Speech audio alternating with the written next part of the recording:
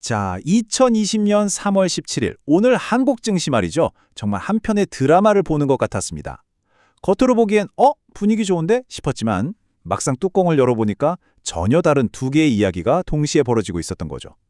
지금부터 저랑 같이 이 흥미진진한 두 시장의 이야기를 한번 파헤쳐 보시죠. 오늘 하루 동안 벌어진 이 복잡한 시장의 움직임을요, 딱 두 개의 키워드를 아주 간단하게 정리할 수 있습니다. 시장 전체를 쥐고 흔든 그 핵심 동력, 과연 뭐였을까요? 네, 바로 엔비디아 그리고 유가. 이 두 가지 글로벌 키워드가 오늘 우리 한국 시장에 대체 어떻게 그리고 왜 서로 다른 영향을 미쳤는지 지금부터 아주 자세하게 들여다보겠습니다. 우선 시장 전체 분위기를 아주 좋게 만든 두 가지 큰 바람이 있었어요. 첫 번째는 기술주 세계의 슈퍼스타죠. 엔비디아. 여기서 여는 GTC 컨퍼런스에 대한 기대감이 엄청났고요. 또 다른 하나는 지정학적 리스크였던 중동의 긴장이 좀 풀리면서 유가가 안정될 거라는 아주 반가운 소식이었습니다. 이 두 가지는 누가 봐도 시장에 정말 긍정적인 신호였죠. 그런데 말입니다. 이 두 가지 좋은 소식이 시장을 한 방향으로 쭉 밀어주질 못했어요.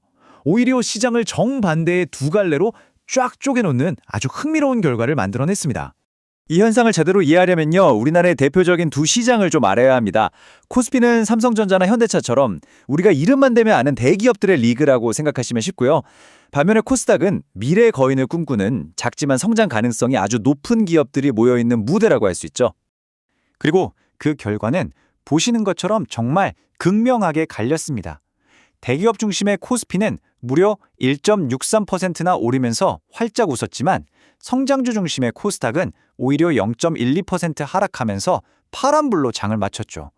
아니, 같은 날 같은 나라의 시장에서 어떻게 이렇게 정반대의 결과가 나올 수 있었을까요?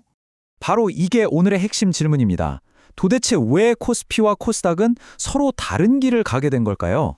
그 해답은요, 바로 돈의 흐름에 숨어 있었습니다. 자, 그럼 이 미스터리를 풀기 위한 첫 번째 단서, 바로 거대한 자금의 움직임을 추적해 보겠습니다. 돈이 어디로 흘러갔는지를 따라가 보면 그 이유가 보이기 시작할 겁니다. 이 표를 보시면 범인이 바로 나옵니다. 네, 바로 기관 투자자예요. 코스피 시장에서 기관들이 사들인 돈 보이시나요? 무려 7,337억 원. 정말 어마어마한 돈을 쏟아 부은 겁니다. 이러니 외국인이랑 개인이 아무리 팔아도 지수가 버텨낼 수밖에 없었죠. 근데 반대로 코스닥은 어땠을까요? 기관, 외국인 둘 다 팔고 나갔어요. 개인 투자자들이 이걸 다 받아내긴 했는데 시장의 큰 흐름을 바꾸기엔 좀 역부족이었던 거죠. 그러니까 핵심은 딱 이겁니다. 시장의 큰 손이라고 불리는 기관들이 코스피의 대형주를 집중적으로 그것도 아주 많이 사들였고 이게 오늘 지수를 끌어올린 결정적인 한 방이었습니다. 코스닥은 안타깝게도 이들의 관심 밖이었던 셈이죠.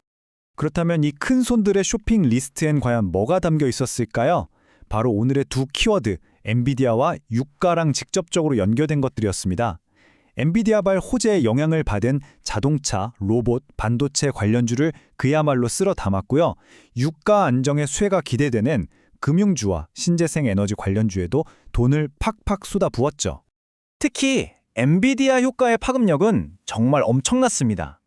현대차 그룹이 엔비디아랑 손잡고 로보택시 사업을 키운다. 이 소식 하나만으로도 자동차, 로봇, 관련 산업 전체가 그야말로 들썩였어요. 글로벌 기술 트렌드가 국내 시장을 어떻게 움직이는지 보여주는 아주 완벽한 예시라고 할 수 있습니다. 자, 이제 이론은 충분히 봤고요. 이런 거대한 돈의 흐름 속에서 실제로 어떤 종목들이 빛을 발했는지 오늘의 국내 챔피언들을 한번 만나보시죠. 시장의 열기는 정말 대단했습니다. 보시는 것처럼 수많은 종목들이 거의 1년 중 가장 높은 가격을 새로 쓰면서 급등했죠. 기관들의 자금이 몰려든 곳에서 그야말로 축제가 열린 겁니다. 심지어 상한가, 그러니까 하루에 오를 수 있는 최대치인 30%까지 치솟은 종목도 있었습니다. 휴리메이텍 같은 회사는요, 기존 사업에다가 우리 로봇 사업도 할 거야 라는 기대감이 딱 붙으면서 주가가 폭발적으로 상승하는 모습을 보여줬습니다. 각각의 급등 뒤에는 아주 명확한 이야기가 숨어 있었습니다. 예를 들어 신성 ENG는 반도체와 태양광, 오늘 시장에 두 가지 핫한 테마에 모두 발을 걸치고 있었고요. YJ링크는 글로벌 기업과의 대규모 계약 소식 하나로 상한가를 갔고, 신세계 INC는 AI 데이터 센터라는 미래 먹거리 사업에 진출한다는 뉴스가 주가를 하늘로 쏘아 올린 거죠. 결국 모든 급등에는 그럴 만한 명분이 있었던 겁니다. 자, 그럼 오늘 펼쳐졌던 이 복잡하면서도 아주 흥미로웠던 두 시장의 이야기를 깔끔하게 하나로 묶어보겠습니다. 결국 오늘의 모든 이야기를 딱 한 문장으로 줄일 수 있습니다. 바로 오늘 시장은 엔비디아와 유가, 이 두 개의 키워드가 완전히 지배했다. 이 두 단어가 오늘의 연출가이자 주인공이었던 셈입니다. 오늘의 흐름을 3단계로 정리하면 이렇습니다. 첫째, 글로벌 뉴스라는 불꽃이 탁 튀었고요. 둘째, 이걸 본 기관 투자자들이 돈을 움직이는 행동에 나섰습니다.